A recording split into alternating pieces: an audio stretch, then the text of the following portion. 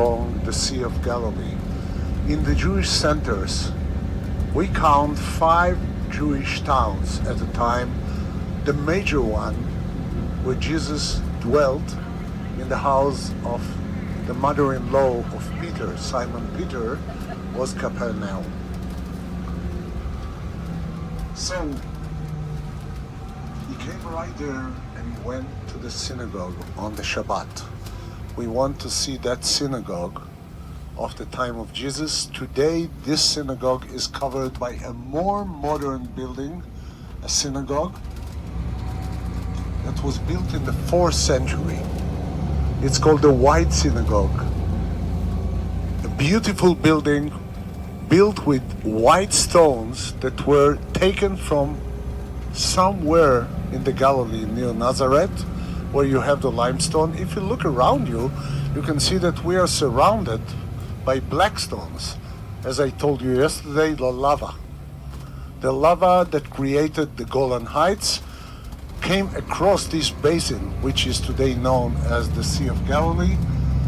So the local material, the local construction stone in Capernaum and the area is the black lava stone, but this building, the synagogue, is built of white stone. A part of Capernaum, there were 4 other Jewish towns where Jesus was ministering. It comes more naturally for me to say Jesus. I have to work on myself to say Yeshua, but it will come. So bear with me when I am pronouncing it the wrong way. Bethsaida in the east, where the Jordan River flows into the Sea of Galilee.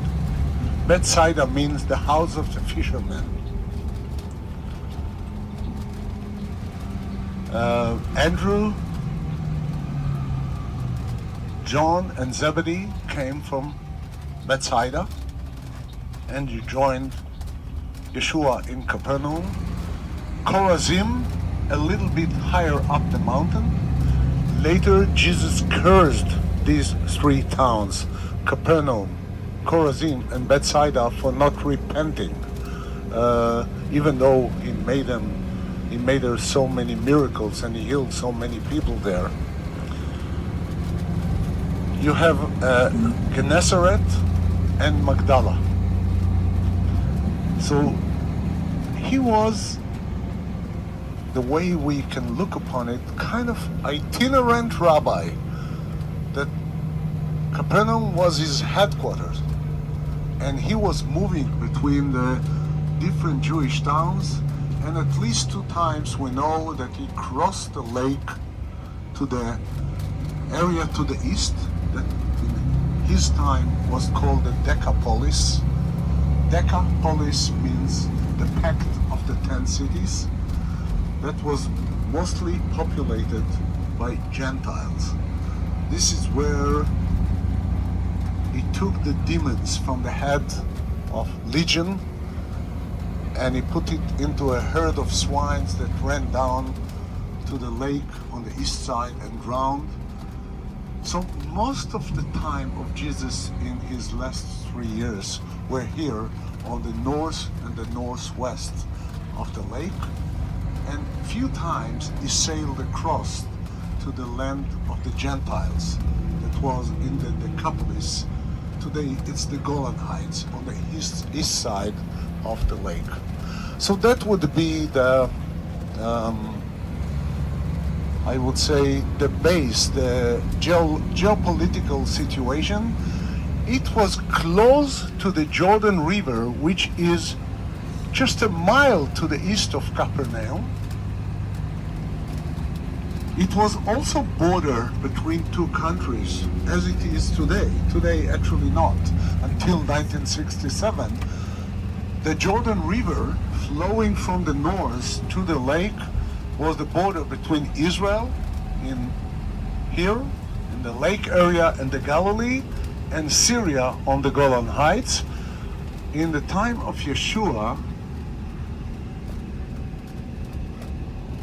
after the death of King Herod the Great, who built Caesarea Maritima, his small nation was divided to three different entities. Each belonged or was given to one of his last children. Herod Archelaus ruled in Jerusalem. He is the guy that is mentioned in the first chapter of the evangelical books, killing the innocent infants in Bethlehem. Herod Archelaus.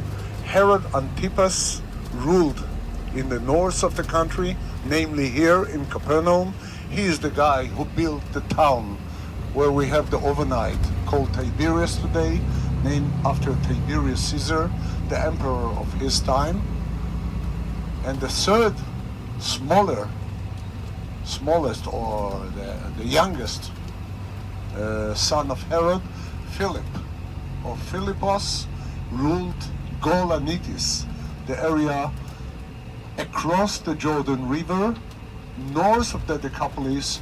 He built a town named after him, Caesarea Philippi. The name Caesarea Philippi is meant to distinguish it from Caesarea that his father built, Caesarea on the Mediterranean, Maritima. Today, our intention is from here to drive to Caesarea Philippi, which is on the north of the country. It's like an hour and 20 minutes drive from Capernaum. Okay, we're leaving.